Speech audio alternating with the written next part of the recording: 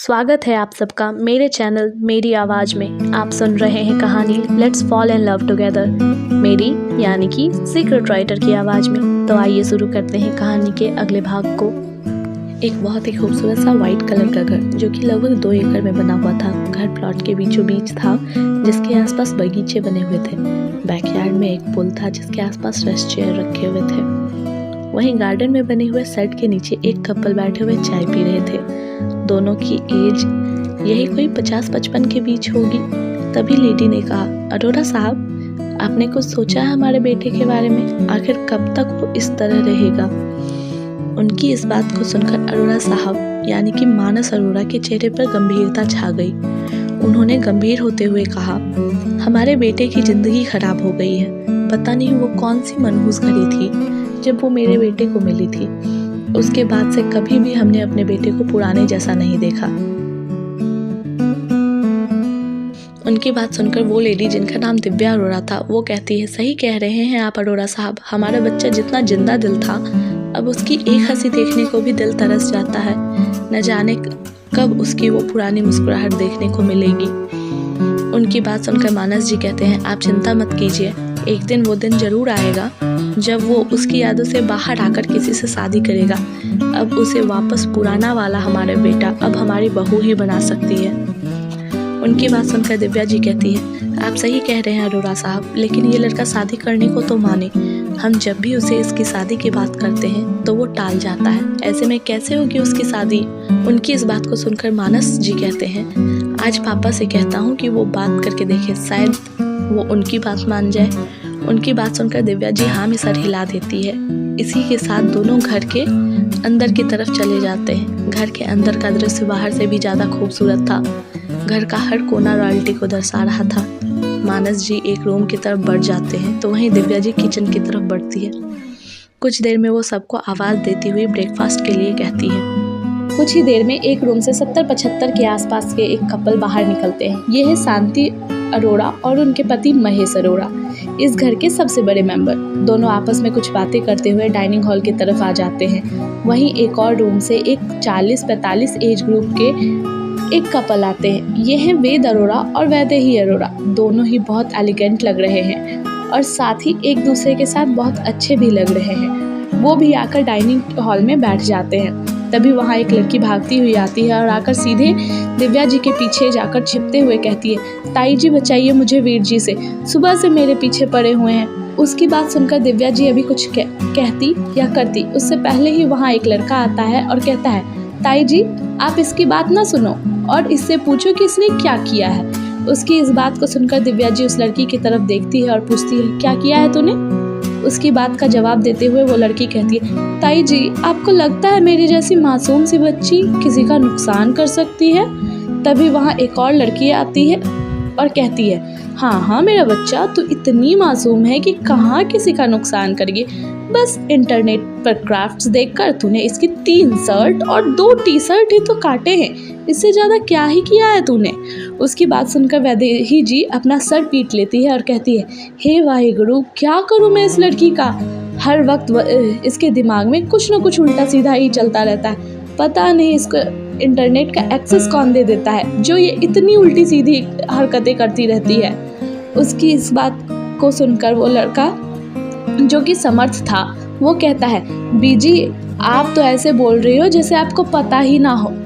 ये वीर जी की वजह से उछलती रहती है। वीर जी की लाडली जो है। समर्थ की बात सुनकर पहली वाली लड़की जिसका नाम वानी था वो कहती है, वीर जी आप मुझसे जलते हो क्योंकि प्राची मुझसे ज़्यादा प्यार करते हैं। उसकी बात सुनकर दूसरी लड़की कहती है जिसका नाम कृतिका था, हाँ तू और तेरे प्राची, इनके अलावा तो जैसे दुनिया में कोई है ही नहीं। उनके इस झगड़े को देखकर घर के सारे बड़े अपने सर पर हाथ रख लेते हैं। तभी दिव्या जी उनका झगड़ा बंद करवाने की कोशिश करते हुए कहती है, अच्छा चुप हो जाओ सब, हमेशा इसी बात को लेकर झगड़ा करते रहते हो कि आनव किससे ज़्यादा प्यार करता है। उनकी इस बात को सुनकर वानी कहती है, अरे इसमें झगड़ा करने की क्या बात है? प्राची मुझसे सबसे ज़्यादा प्यार करते हैं और इसी वजह से ये दोनों जलते हैं मुझसे। उसकी इस हरकत को देखकर सारे बड़े हंस देते हैं। तभी बेबे कहती है, अरे ये सब छट जा आपने प्राची नू बुला ला। उनकी बात सुनकर वानी फुदकती हुई एक रूम की तरफ बढ़ जाती है। जो कि आनव का रूम था। वानी जाकर उसके रूम को खोलकर सीधा अंदर घुस जाती है तो देखती है आनव अपनी टाई से उलझा हुआ है और उसे बांधने की कोशिश कर रहा है। ये देखकर वो फौरन उसकी तरफ बढ़ जाती है और उसके हाथ से टाई लेती हुई कहती है, प्राची, जब आपको टाई बांधनी नहीं आती तो क्यों खुद को परेशान करते हो? मुझे बोल दिया करो, मैं बांध दूंगी। लेकिन नहीं, अगर आप बोल दोगे तो आप छोटे नहीं हो जाओगे। वैसे भी मैंने आपको कितनी बार कहा है कि टाई बांधना सीख लो, पर नहीं। वो आनव पर गुस्सा करते हुए टाई बांध रही थी। जब उसकी टाई बांधी हुई हो गई तो उसने आनव को देखा, जो उसे देखकर मुस्कुरा रहा था। ये देखकर वानी अपने सर पर हाथ रखकर कहती है, प्राची, मैं आपको डांट रही थी और आप हैं कि स्माइल दे रहे हैं। उसकी बात सुनकर आनव कहता है, तेरी ये डांट सुनना मुझे बहुत पसंद है, इसीलिए। लेकिन अब चल नीचे, वरना बेबे तेरे साथ साथ मेरी भी चटनी बना देगी। उसकी बात सुनकर वानी को याद आता है कि वो आनव को लेने आई थी। ये याद आते ही वो आनव का हाथ पकड़कर उसे लगभग खींचते हुए वहां से डाइनिंग एरिया में लेकर आ जाती है, जहां सब पहले से ही बैठे हुए थे। आनव भी आकर सबके साथ बैठ जाता है। तभी दिव्या जी और वैदेही जी मिलकर सबको ब्रेकफास्ट सर्व करती है। इसी के साथ सब खाने लगते हैं, लेकिन तभी देव जी महेश जी को कुछ इशारा करते हैं, जिसे देखकर वो आंखों से शांत रहने का इशारा कर रहे थे। कुछ देर बाद महेश जी ने आनव की तरफ देखते हुए कहा, पुत्र, मैंने ना तेरे लिए एक लड़की देखी है। उनका इतना कहना था कि आनव ने कहा, दादू जी, आपको पता है ना, मुझे शादी नहीं करनी है। उसकी इस बात को सुनकर महेश जी कहते हैं, लेकिन क्यों पुत्र, क्या तू हमारे अरमान पूरे नहीं करेगा? तैਨੂੰ पता है, हमेशा से तुझे दूल्हा बनते देखना चाहता था, पर तू कभी शादी को तैयार ही नहीं होता। उनकी बात सुनकर आनव कहता है, दादू जी, आप जानते हो ना, मैं तभी शादी करूंगा जब गुरबानी वापस लौट आएगी। आप ये अच्छे से जानते हो कि मैं उसका इंतजार कर रहा हूँ और मुझे पूरा यकीन है कि वो एक ना एक दिन लौटकर वापस जरूर आएगी। उसकी इस बात को सुनकर बेबे कहती है, ओए खोते दो पुत्र, तैਨੂੰ समझ नहीं आंदा कि वो कुड़ी अब किद्दों भी नहीं आवेगी।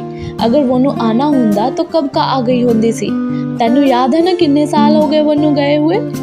3 साल। 3 साल से वो अब तक नहीं आई और तू उसके इंतजार में बैठा हुआ है। बेबे की बात सुनकर आनव अपनी आवाज को सख्त करते हुए कहता है, बेबे, 3 साल तो क्या, 30 साल भी अगर वो नहीं आती है तो मैं उसका इंतजार करता रहूंगा। कहकर वहां से उठकर बाहर की तरफ चला जाता है। उसके जाने के बाद वहाँ एक खामोशी सी छा जाती है। हर बार ऐसा ही होता था, जब भी कोई आनव से उसकी शादी की बात करता तो वो गुरबानी का हवाला देकर शादी से इनकार कर देता, और आज भी वैसा ही हुआ। अगर आपको कहानी का ये पार्ट पसंद आया तो प्लीज़ लाइक कीजिए, और कहानी के बारे में और जानने के लिए कि आगे क्या हुआ आनव की ज़िंदगी में, सब्सक्राइब कीजिए मेरे चैनल को। और अगर आपको कहानी पसंद आ रही है तो शेयर कीजिए इसे अपने दोस्तों और अपने परिवार के साथ। Thank you.